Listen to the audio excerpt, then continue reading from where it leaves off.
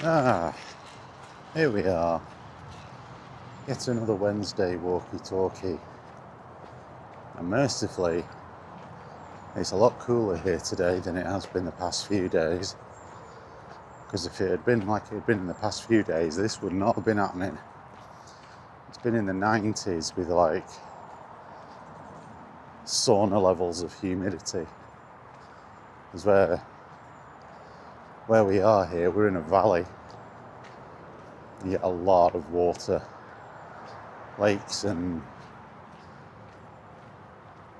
rivers and all that stuff. So when it gets really hot and there's no wind to move the air around, the humidity just goes through the ceiling. And it's been bloody murder the past 3-4 days, but it's a bit cooler today, so that's why we're out doing this. So that's my weekly weather report. I mean, you can see it's a lovely day. So look, making sure my camera is recorded. I've got my sunglasses on and it's got these like, I don't know what lenses you call them, but it makes seeing screens very hard. I don't know if it's like a polarization filter on the glasses or whatever. When I wear these sunglasses, seeing the camera screen's really hard. So just have to make sure the little red light's flashing in the corner to show I'm recording. Make sure my mic's working. Because my microphone had a lucky escape last week. Because after I recorded here, I went to the local pharmacy to pick up my meds, of which there are many, and in a box. And I forgot that I had my microphone attached to my jacket lapel at the time, because I was wearing that because it was quite a bit colder. And in the process of picking the box up, I'd flicked the microphone off, didn't realise it, got home, and about 2 hours later after I put all my meds away and stuff and what have you, about 2 hours later went to connect my camera up to upload the footage to my PC to do the video. And as I was putting like all of the other stuff away, like camera handle and the microphone, noticed it wasn't there. I was like, it must be still on my jacket, and it wasn't on that. And I was like, uh-oh, that's been I figured as much, that it would have been flipped off the jacket. I thought, well, that's gone. But I thought I'd retrace my steps, because there's two ways the microphone attaches. You can either clip it on, or there's a magnetic way of doing it. Has a small but relatively strong magnet. Now I had it on magnetically on my jacket. Today it's clipped on because I'm just wearing a t-shirt, so it's just clipped onto the collar of my t-shirt. Anyway, I retraced my steps all the way back to the pharmacy, went in there and asked if they had it, anyone had handed it in. They said no, which I didn't expect. And then I looked in as I was coming out the pharmacy, they have these roller shutters. And I looked down to the right, and it had fallen into the little cutout part where the roller shutter is, where it rolls down out of the way. It had fallen into there, probably like the only place where no one would have seen it to either take it for themselves or stand on it by accident. So that was fortuitous, but I thought, well, the magnet's gone. I had a look around for the magnet.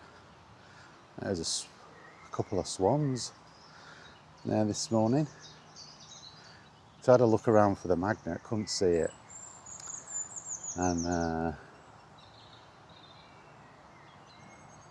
It's cool that. We'll move on, leave them to it. And thought, oh well, at least I've got the microphone. I'll just have to use the clip for now. I do have a backup one, but I hate waste. Oh, something unusual. We'll wait for it to go on a bit. He's off to do. Looks like he's a cutting thing. Oh, has he stopped? Oh yeah. Let's go up here for a bit. So I just looked in like on my jacket that I was wearing, or my fleece that I was wearing at the time. Down by where the zipper is, there's a tiny little cutout part. And but believe it or not, the little magnet had fallen perfectly in this little tiny cutout part where the zip is on my jacket, which, you know, such an improbable chance of that happening.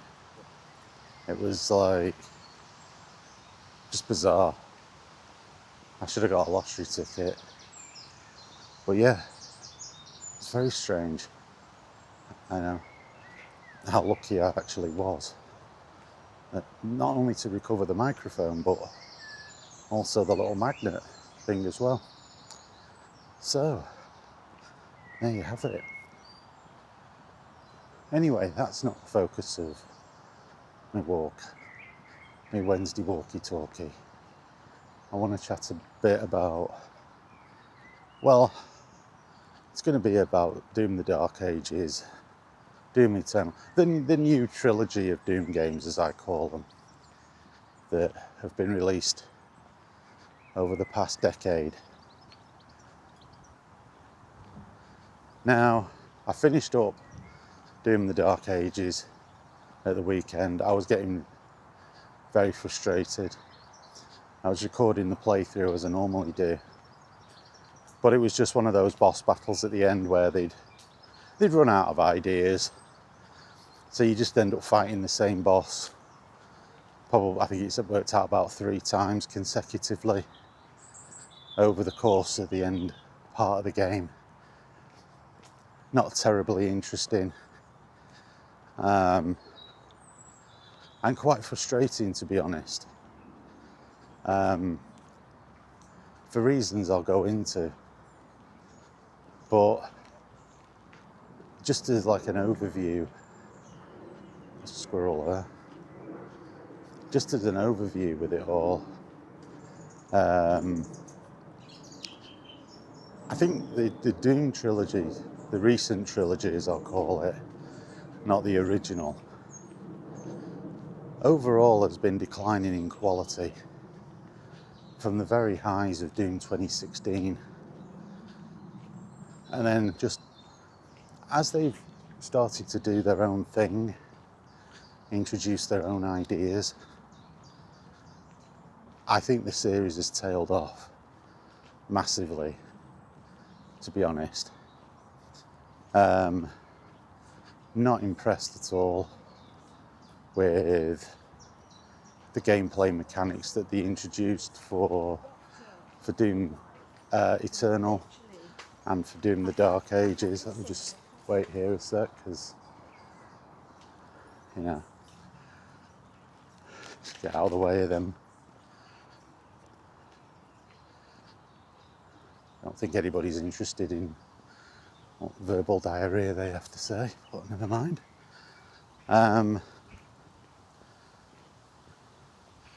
But yeah, Doom 2016 was brilliant. I think it certainly surprised me. It took the best elements of the original Doom games and distilled them into the form of a more modern day type of shooter. And they got the balance, I think, spot on. It was a great mix between classic Doom mechanics and modern day. So Doom Eternal come out. I think the general consensus, certainly for myself, was that I was hoping for more. I was hoping that they would build on it, you know, with the setting sort of being more on Earth, so you're having a more interesting build placed upon it. But I was hoping for more, and Doom Eternal has very good moments, but it's also remarkably frustrating as well because of the overdone platforming elements to the game, which were never part of Doom. The gymnastic parkour, leaping around was just hilarious when you take into account what the Slayer is, or the Doom guy is essentially a battle tank. That's what he is. He's a tank, dishes out huge punishment and absorbs punishment. Leaping around in the air is not something the Doom guy does. Okay, it just looks daft. As I said, if you played that in third person, it would be a comedy. It would be a comedy to see it. And then we get to Doom the Dark Ages, and they dispensed with that, and I was like, great. When I'm starting to play, it's like, yeah, this is, you know, his boots on the ground. Yeah, all right, he's climbing up walls, but he's not flying through the air. You know, he's not parkouring or, you know, doing high bar gymnastics or any such rubbish like that. And I was enjoying it. But then as you're getting into the game, you're seeing the repetitive nature. He's got a shield. And rather than it being an optional thing or something that you can use to get out of a tight spot, it becomes a core mechanic of the game in every element of the combat that you're involved in. The shield, the shield, the shield. Every battle. And it's what starts out as something that was fun becomes boring. And then you've got issues with the control system married to that. Because if you put your shield up to deflect an attack and then hit the fire button, if you are ever so slightly out, the Slayer projects himself straight towards the enemy that you're shooting. So you end up in close quarters combat. But you might not have the shotgun out. You might have something else equipped, one of the other weapons, like the rocket launcher. And of course, in the heat of battle, of the frenetic nature of the battle, you end up taking a huge amount of damage because you fired a bloody rocket just as you were being dragged forward. Because that's what the game, a mess. See, the idiots have been about. But yeah. So, you know, you have this whole nonsense going on with the bloody guy sort of sliding all over the battlefield with his shield up while you're trying to shoot things. And then there's the parrying, which is just in everything. It's not just for the boss battles, it's in everything. And it's, again, you're just like, what is it with developers today? And taking choice away from the player. We never had this in the original Doom games. You could do whatever you wanted. You could approach battles how you saw fit.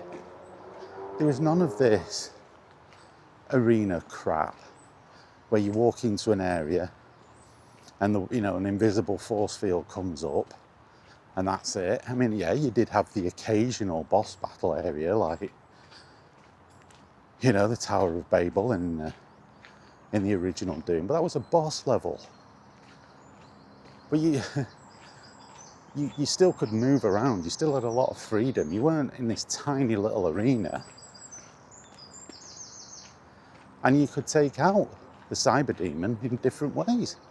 In fact, there were achievements for you to take out the cyber demon not using the rocket launcher, which at that particular point would have been the most powerful weapon at your disposal. But you had a choice. I've said it before in my other videos while I've been playing it, you could take out various different enemies first without worrying about them respawning unless you had the game set on nightmare difficulty. But on the normal difficulty, the normal gameplay mechanics, you could do it any way you wanted. You had freedom. You could take out the hit scanners first. You could take out the big guys first. Let's just have a look down here. You could do all of that. You had freedom.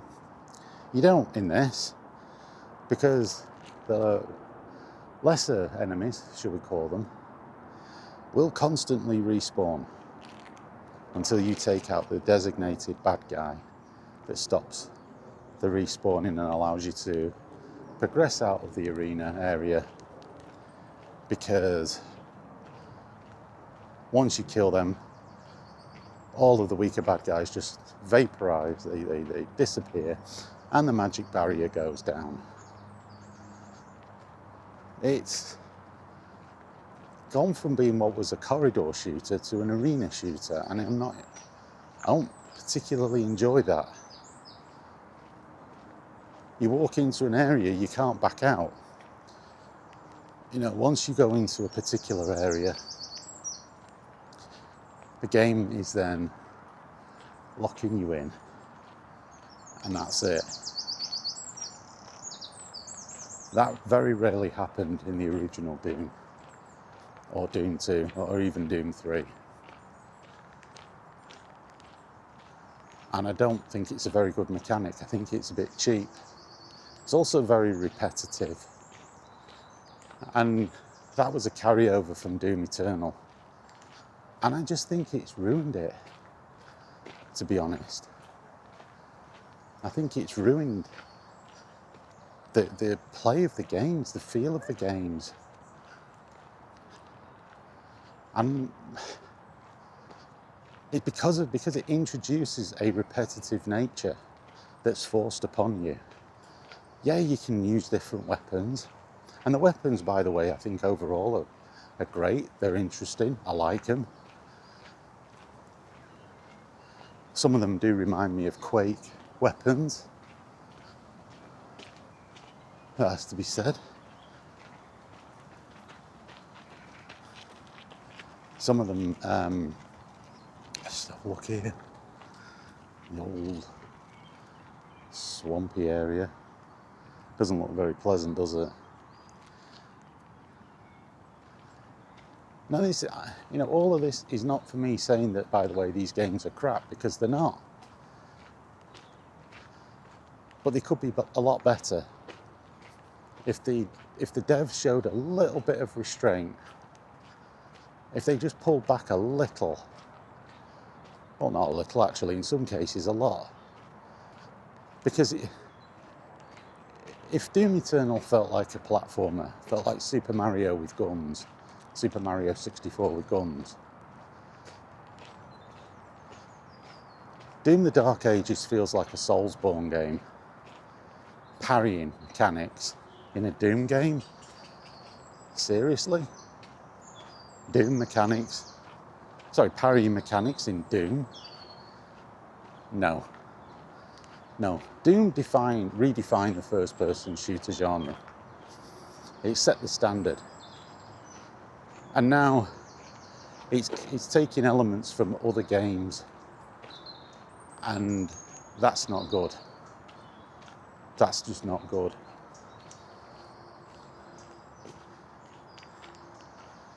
And it's frustrating. It should be so much better than this.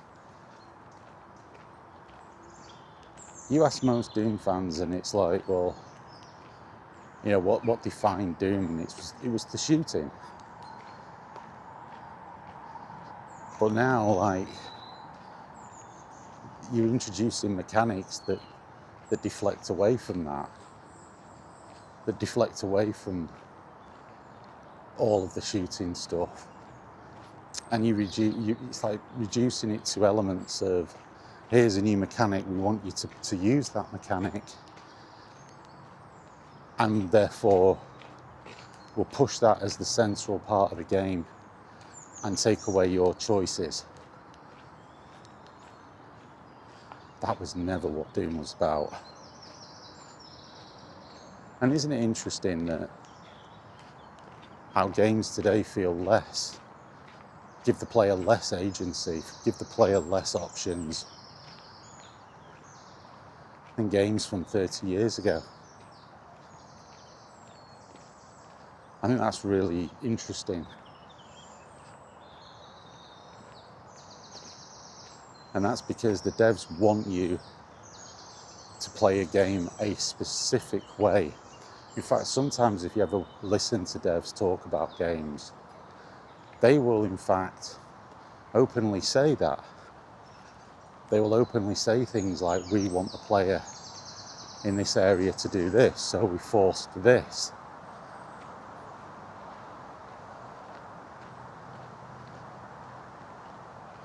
You know, our games becoming less an active medium and more of a passive medium. Are they becoming more like interactive film than anything else? And I do find it remarkably frustrating. Let's go and have a look here, to be honest.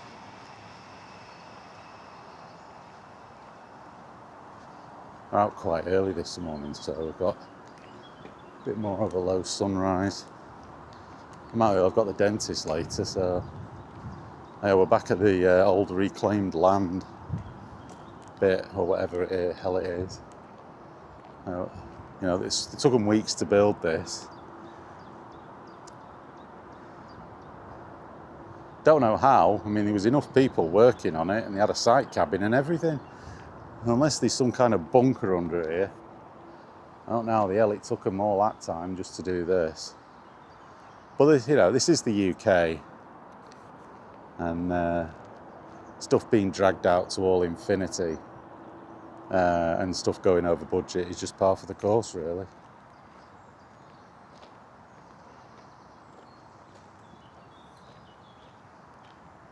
Anyway, that's quite a nice view. Put that against the fact that nobody's been around here to clear up the trash from the holiday weekend.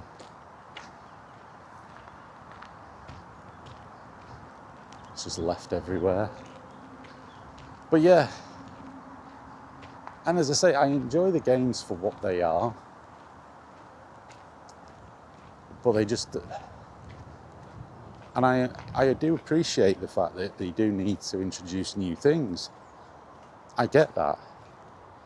But I do think that there is a case for just chilling out a little bit, you know? For just pulling back from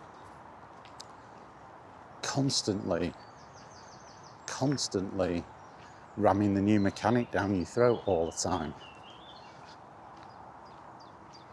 Give the players a choice on how they want to play the game. That's what makes it great. That's what makes it enjoyable. You get to choose how you want to play it, how you want to tackle a certain problem, especially in a first-person shooter.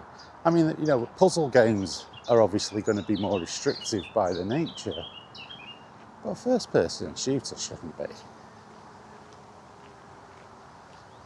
You know? You should be able to pick on the order of things you want to take out based on how you want to play the game. Some people want to Leroy Jenkins parts of the game. you know, go charging in there or guns blazing. Some people want to be a little bit more tactical.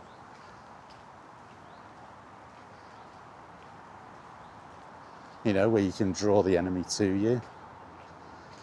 You can, you know, hit and run, mow everyone down, BFG 9000, everybody to death.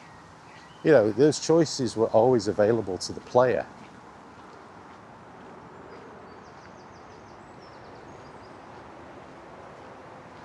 And now they're not. I put in a tweet that I think it would be nice for the next Doom game to actually do what the originals did, be a genre-defining first-person shooter. The emphasis being on shooter. I don't want to be running around parrying attacks with a shield, especially when the control system keeps fouling up. I mean, there are plenty of examples of that in my video. You know, I'm blocking an attack and trying to, you know, return fire and then end up, you know, sliding across the bloody map to be right in front of the guy. Well, you know, you got your shotgun, that's not a problem. But it just made using other weapons that have, you know, splash damage like the rocket launcher and what have you, it just made them redundant. Well, I'm not using it.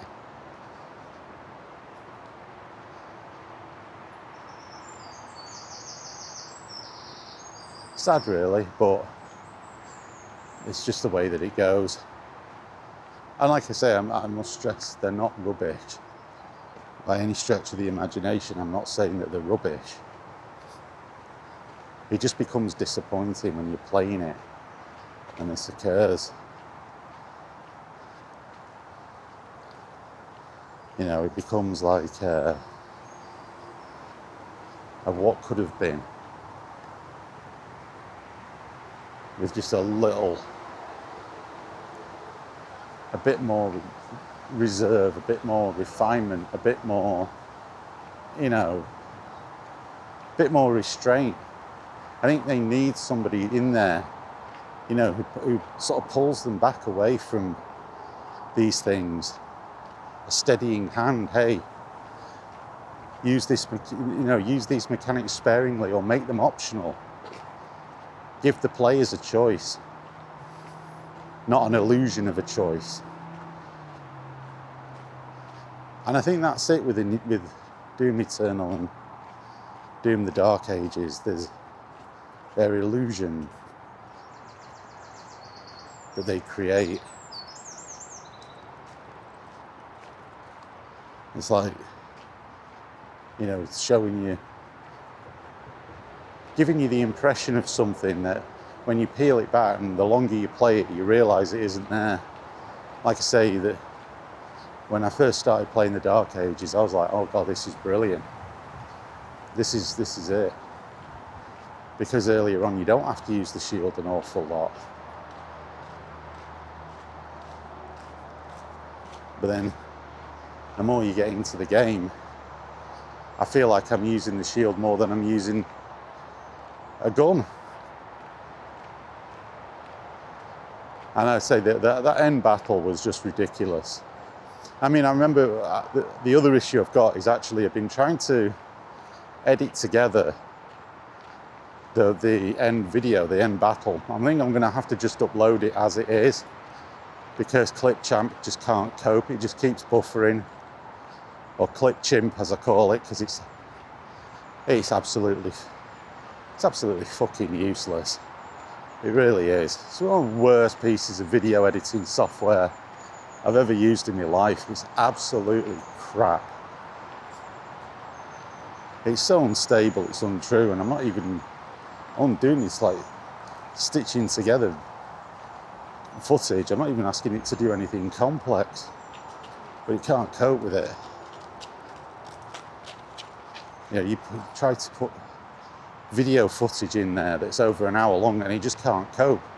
It's absolute garbage.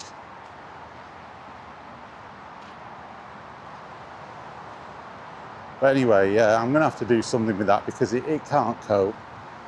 You see, the last part of the video doesn't have any comms, because I just lost my patience. I got so fed up wrestling with this. Well, what it tells you is the final battle, but actually it isn't the final battle. You've still got another battle that comes after it. Yeah. Nothing makes you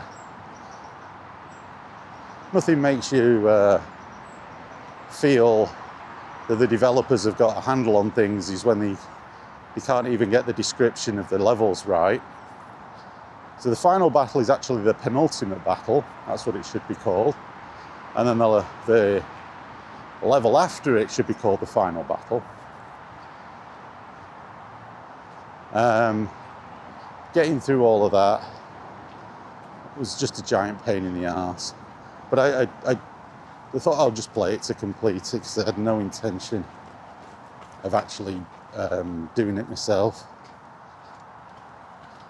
I had no intention of playing the end again. I was just so annoyed and fed up with it. But then the completionist side of me took over. So I just hit record on OBS. I didn't have my microphone hooked up or anything. And I just played it, and I did it. I finished it, as always. So I'll just upload it. There's no comms. So this video really is an accompaniment to that, because this video would be the thing that I would do at the end of a playthrough. So these geese here, oh, I better be careful, because they've got the young, they might get a bit nutty. This would be the part of the video that I would, oh, I'm just checking my camera's recording. At the end of that, where I would talk about it, and I would say what my feelings are of the game and the genre and stuff. And obviously I'm having to do it now, but I will get the video uploaded. It's just going to be piecemeal, because Clipchamp just can't cope with the file size, I guess, because it's like I say, it's crap. And yeah, that'll be it. So it'll be a two-parter. The first part will have comms of me fighting, I can't even remember what the hell it is now, some demon idiot. And demon idiot just annoys the hell out of you. You know, just does your head in. Because it's one of them boss battles that just goes on. Like I say, I think it's a 3-part boss battle. Totally unnecessary in my view. Absolutely garbage. Boring. And again, you spend most of your time parrying, and then, if you're lucky, the game will let you shoot in the first-person shooter. That's how it felt. And I'm just getting frustrated. I was getting frustrated because when you're parrying, sometimes you press the button and it doesn't activate, or it doesn't activate in time. There's a bit of a lag. Now, it's not my PC. My PC, it's running it perfectly fine. I don't have any real performance issues in that department. So I know it's not the PC. It's just when things get frenetic, the control system doesn't particularly want to work like it should do, because of the fact that they've mapped the control. So you get the part where, you block, and you're blocking and you want to attack back. And I release the right mouse button, which is the parry, and go to fire. But because there's an ever so slight lag, he will then slide straight into the bad guy, who then has a close proximity defense thing. It just got really frustrating. I got angry with it, but it'll just have to be uploaded as is. Frankly, I'm not wrestling with Clipchamp anymore. It's not worth it. I'm sure that shrub is it grown over the weekend? It seems to have. But anyway, that's going to be pretty much it, I think. I'm sort of glad I've finished it. I'm glad to be taking a break from Doom.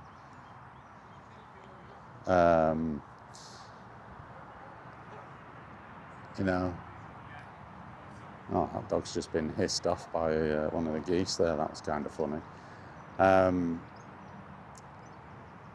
Yeah, and I'm doing my Resident Evil chill playthrough. I'm not playing that on the harder difficulty levels. Sod right off. I've had enough of it. It's too hot, it's summer, and it's going to be a chill playthrough, and that's it. Because this Doom playthrough has absolutely seen me off. Going Doom Eternal and then doing the Dark Ages, yeah, it's just done me in, really. So that's going to be it for this one. Like I say, I'll stress it again, because that's what you have to do on the internet these days, because people don't grasp it. I'm not saying that they're crap, they're not. They just don't feel like Doom games to me. Not in the way that Doom 2016 did. Doom 2016 was awesome. They really nailed it. And since then, they've just sort of gone off on one. And it's just not been enjoyable. Not as enjoyable. It feels like a different team took over the development of the game after 2016, and this different team has different ideas and different, wanting to do different things. It just took away from the feel of 2016. 2016, by the way, made a big point of not having as many cutscenes and keeping dialogue at a minimum. It even, went to the point of showing the Slayer, like, being very dismissive at one point of that type of thing. And now the Dark Ages is literally rammed with cutscenes. It's the absolute antithesis of Doom 2016. But anyway, that'll do for now. I'll see you hopefully next week for another one of these. And I'll catch you later.